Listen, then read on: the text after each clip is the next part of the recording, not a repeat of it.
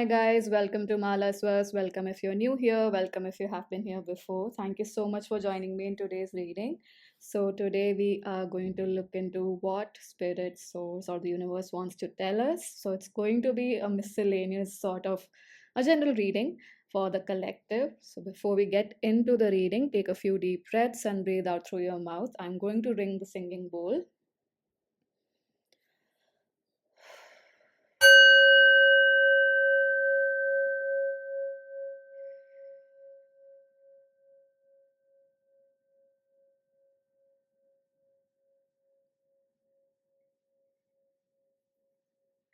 All right.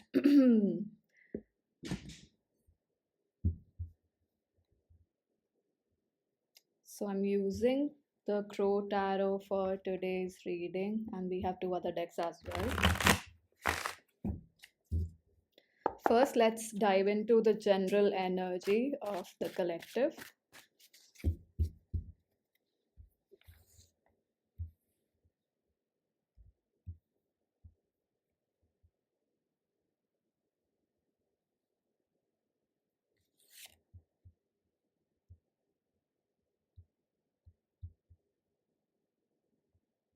All right. Oh, wow. We have Eight of Swords and we have Ace of Cups. What an interesting combination. I do perceive this does reflect the eclipse energy right now that we are passing through as I'm filming this reading. Bottom deck energy is Two of Swords. That has been showing up a lot.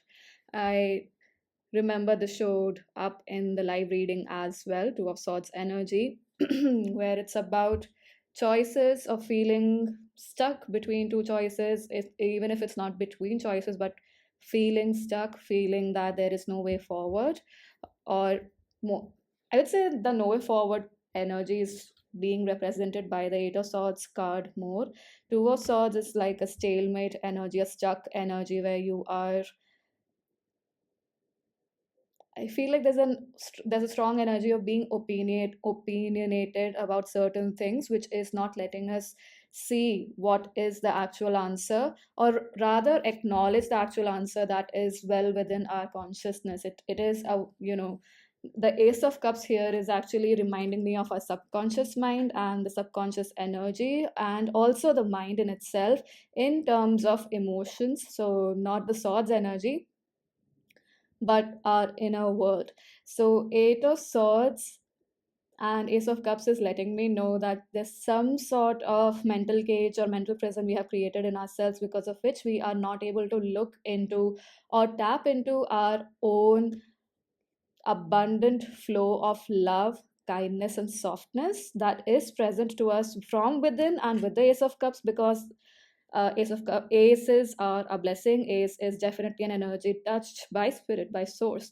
So there is that spirit, you know, infused, a source infused, or the highest of consciousness infused love available to us within ourselves, within our subconscious, within our soul's energy, which we are not able to access just because, to be blunt here, we have cooked up some stories. We have probably cooked up some barriers for our own selves because of how much we are feeling as a victim in our current situation as a collective.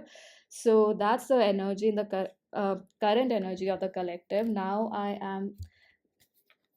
Do we want some? Yeah, okay. I am being guided to take out some clarification for this. So for the moment, I'll place these cards on the card holder so you guys are able to see it. I might remove it in between to shuffle the cards and all. All right. So I'm going to pull a clarifier for the Eight of Swords energy. Just a moment, guys. All right. So, what is the clarifying energy for Eight of Swords? More information on the Eight of Swords, please. We have Three of Pentacles. Pentacles. I do perceive this is around recognition, and we have Ten of Cups at the bottom of the deck. Queen of Swords right beneath that.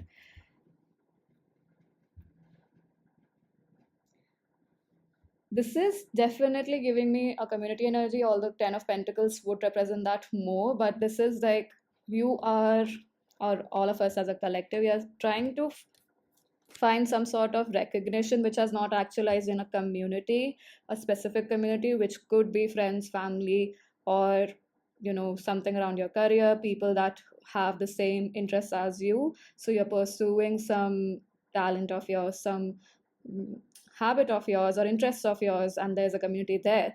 And so you are perplexed and a little exhausted with the fact that you have not received um and this feather, just I have it kept here in a plate. With that feather falling out of the plate that I had kept in, it is actually pointing me towards this and towards this energy that we might be feeling that we are not supported. And Eight of Swords energy does represent that we feel we are all alone in this. We are stuck in a maze, we are stuck in something we cannot get out of, whereas we just have to move around a bit for the ribbon on our hands to cut off, and then we can remove our blindfold and understand that things are not as bad as they seem. So that feather falling off reminded me of how we might be feeling alone, even abandoned by a spirit team in some way, shape, or form, or people or energies that you thought were supposed to support you, but they are not yet. What I am receiving is that with the feather falling off, we are actually being given a lot of signs of people who are supportive, or the fact that our ancestors, our team in spirit, they are all around us. We just need to ask for their help. We just need to tune in to this Ace of Cups energy, to this blessing energy, this blessing love that we have access to within ourselves. It is present, it is very evident in our energy field, in terms of not evident to us, but more so in terms of our spirit guides are making it evident to us. They're trying to pull our attention towards this blessing that's present, and we are probably being stubborn by being in the Eight of Swords energy, and that's because of not being able to see the expansion, the results, the recognition that we have been wanting to. So I feel like maybe a simple exercise of acknowledging how far we have come and writing a list of gratitude about the blessings that we have in our lives right now. Maybe even comparing it to 10 years ago or 15 years ago, or how you were a year ago, how much of your personality traits have changed for the better, how much has your perspective changed for the better, is going to help a lot. So okay, that is the current energy. Now I am going to look into what is it that source wants us to know. I'm being guided to use the other deck now, which is the Ethereal Visions deck. Makes sense. Whenever I'm trying to do higher consciousness energy, I have noticed that as a pattern, I choose this deck. So I wonder what messages need to come through. I feel like this is a spiritual reading for sure, a very spiritual reading comparatively, because apart from these two decks, the other deck that I have chosen is Sacred Spirit Reading Cards by Anna Stark. That's again very spiritual, related to spirit, connected to our spirit animals. That's how I perceive it. And very spiritual beings, higher dimensional beings. So I feel like that's where we are being connected with, and those energies of higher dimensions, of probably ourselves from another dimension, or our team in spirit from other dimensions, or even parallel realities, if you believe in that. But certainly energies that are of very high frequency for now, and the messages do seem to be around us, so our own soul's energy, our own spirit's energy. So what is it that we are required to look into right now? What's showing up?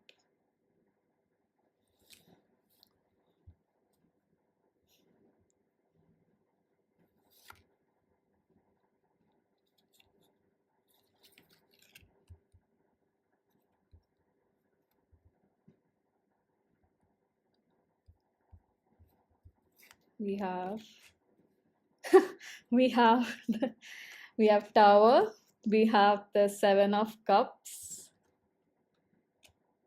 interesting, and we have Queen of Cups. So the Tower card and the Seven of Cups energy is doubling down on the fact that illusions are being cleared, no doubts about it. And these were illusions also about people that you may have considered as villains, but probably were not villains. They were minding their own business or busy in their own world. And more so, people who were supportive, who were trying to be supportive, or were being nice to your face, were essentially much more had much more malicious intent than these people that you thought were villains. So I feel like that's one of the illusions being shed here. That's one of the truths coming to the surface, excuse me, that just because someone's acting a certain way when they're in front of you does not prove the fact that they are genuinely a well-wisher. That's becoming clearer to you. And I feel like, especially with the Seven of Cups energy, because that's Venus in Scorpio, and Scorpio is deep-seated, deep-rooted energy, underworld energy. So I do perceive that all of these illusions must have been a part of your life for many many years. I am also getting like decades for some of us here in the collective, and now the illusion is being shed off, and I feel like that has been certainly a very difficult journey to move through, and this is an ongoing process as well. I do perceive that some revelations are also coming in, like all of the revelations have not occurred. There will be more revelations coming in with the Tower card and Seven of Cups here, because we are looking at what's the message coming through from Source. And then we have the Queen of Cups.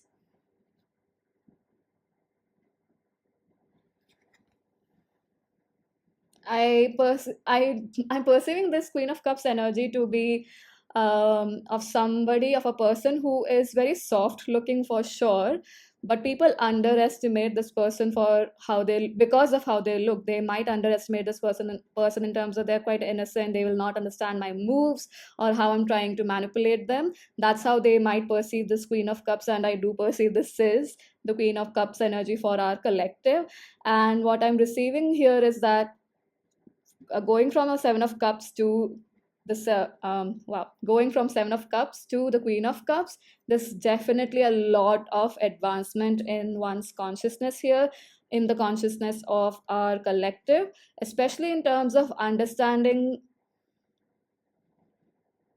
how people manipulate in relationships to essentially win in their own way. Especially, I would say, yeah, Venus definitely could represent material gain as well, but apart from material gain, it could represent having more power in a relationship. So now the collective, because of these revelations happening, the collective is going into the Queen of Cups energy, where this Queen of Cups is actually more empowered in terms of her emotions. She's going to look into each and every aspect of the connection and gauge the energy as astute, as specifically as possible, and the reception of her intuition is going to be quite astute, because the cup that she is holding is so refined, and the way she's holding is very refined, poised, and very graceful. Yet the size of the cup is not that big as it is in the Rider Waite system, right? So what I'm perceiving is now the collective is moving towards an energy where you are not going to give away too much of your emotions or your energy as well, because we may not realize, even if we are not talking to the person, if we are inherently a person who wants to care for others, who wants to create greater, if we are not aware of our own energy field, we might be giving it away to a lot of people. We might be healing people and giving our energy away. So a very good exercise is to simply sit, meditate in a meditative state, or just simply sit and relax, take a few deep breaths, breathe out through your mouth, and remind yourself, I call my energy back to here and now. I call all of my energy back to me. I call all the energy that was taken away from me without my permission, or sneakily taken away, whatever you want to, whatever words you feel is true to your situation, but use it in an empowering way. Use words that empower you always. So in, and not aggressively, I would say loving, compassionate, empowering words will help you a lot. So bring your energy back into this current time, not yeah, current timeline, but more so to the present moment. The power of now is inexplicable. So I do perceive that that's what source wants to let us know, wherein more illusions are going to be shed. So it's going to be an uncomfortable journey. So we have been warned about it. And I would say the recipe to move through this with much more ease is this Four of Swords energy, which is to be in this meditative state more and more as much as we can be. Of course, not, it's not about retreating from the world in the sense of you leave all of your day to day activities, but more so embodying the energy of meditation in terms of not having composure, not because you shouldn't show any emotions, but more so because you want to be grounded and at ease as you face these challenges. It's not to discard or belittle any emotion that comes through us, but more so to have the power to move through that emotion with grace by fully being present and then releasing it, because the only way is through. You cannot push it away for a long time, or there is no use in being angry at yourself or experiencing certain emotions. Know that we are shedding a lot of things here, we are shedding a lot of beliefs here, especially in terms of manipulation in relationships and people's masks coming off. So it's not going to be that comfortable a ride, right? It's going to be a simple ride, but not comfortable or not easy. So to make it much more easy, practice being in the moment. Practice this exercise that I was talking about, wherein you pull your energy back into the present moment. I perceive that's the main message coming through here. Now I am going to pull some cards from the Spirit and Sacred Spirit reading cards. Let's see what comes through. I might read from the guidebook if I'm called to.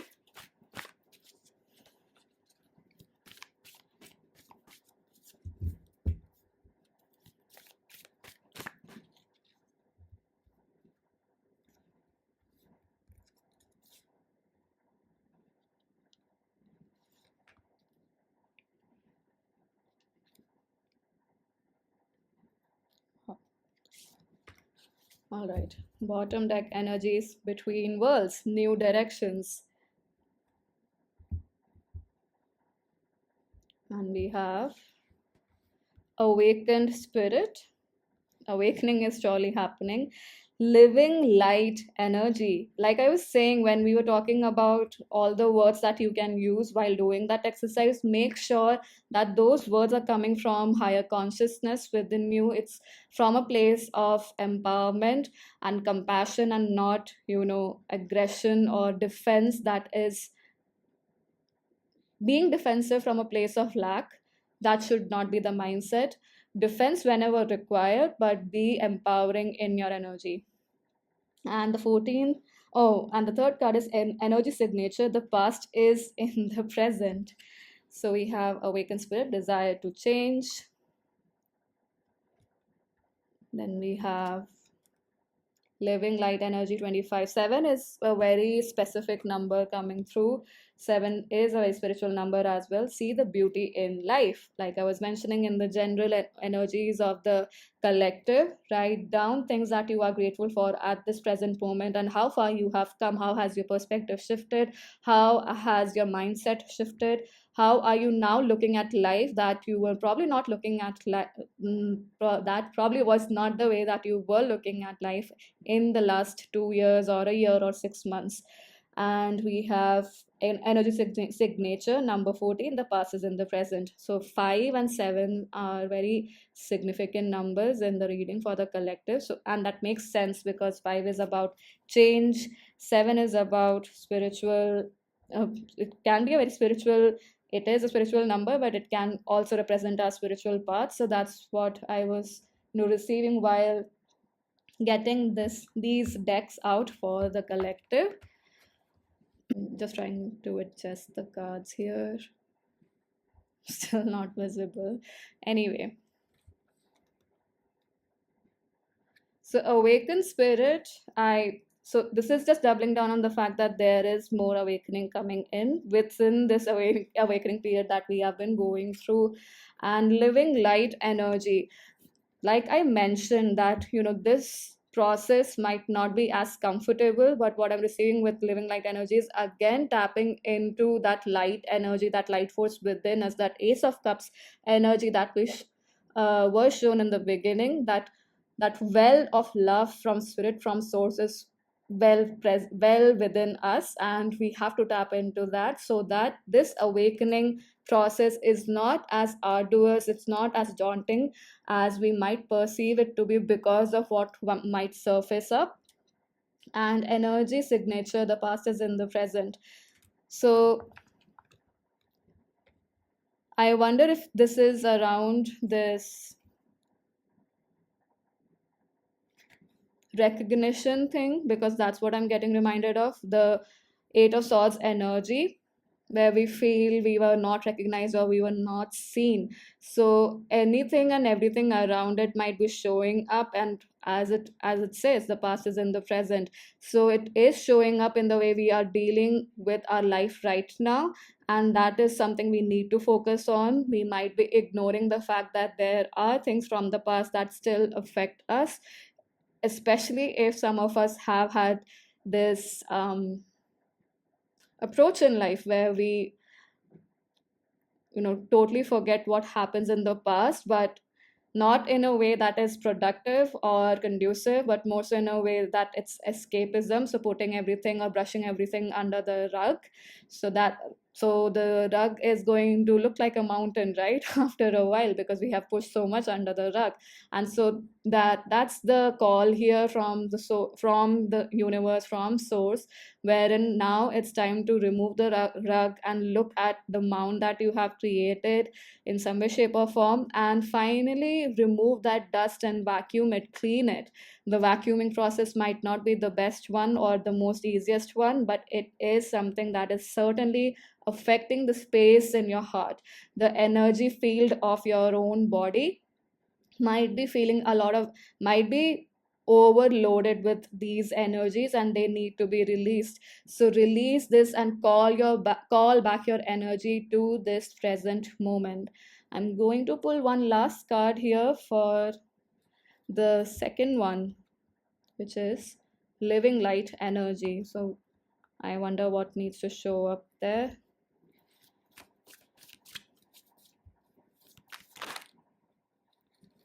The Fool has flipped up, so definitely leaving that baggage, releasing that baggage from your energy field.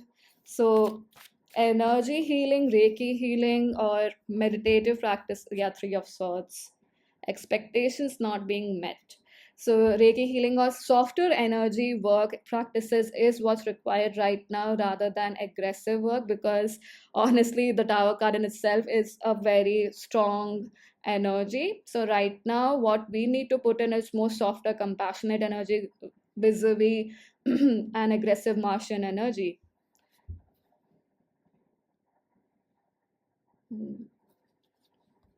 Okay. Death. Scorpio energy has given us another, oh, not given us another or anything, but it has showed up again. So it's visiting us again. And it's so interesting. Death is, abyss, dark energy, and it is coming out as a card for clarifying or amplifying the energy of living light energy. See the beauty in life.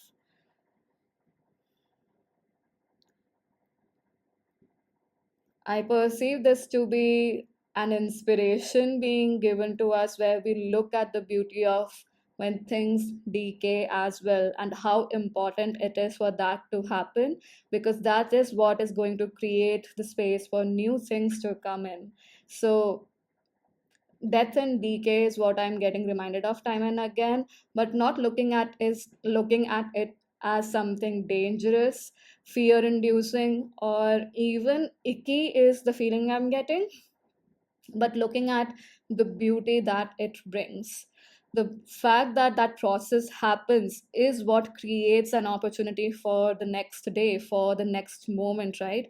So if that process doesn't happen, maybe it would remain the same all throughout. And that in itself, I mean, if we look at that ECG reading, it goes up and down, and that's when we realize life is present. Otherwise everything is dead if it's a flat line, right? So the ups and downs, and especially embracing the downs in terms of the lessons, the energy signatures that get created within us in the context of ingraining lessons in our soul, and understanding more of what humans and what consciousness experiences because of that energy signature being embedded in our energy field, because of what we have gone through, is such a beautiful experience. We are so much more knowledgeable, intelligent, and good at receiving energy than we give ourselves credit for. So, understanding that that process happens because of transformation, because of going through contrast, because of experiencing the epitome, or not the epitome, but the peak point of joy, and also the peak point of loss, and then tasting joy again, and valuing even in the littlest of things, that and valuing the joy that we experience even in the littlest of things.